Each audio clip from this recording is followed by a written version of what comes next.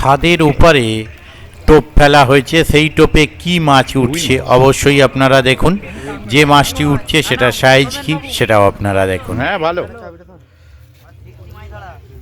একদম।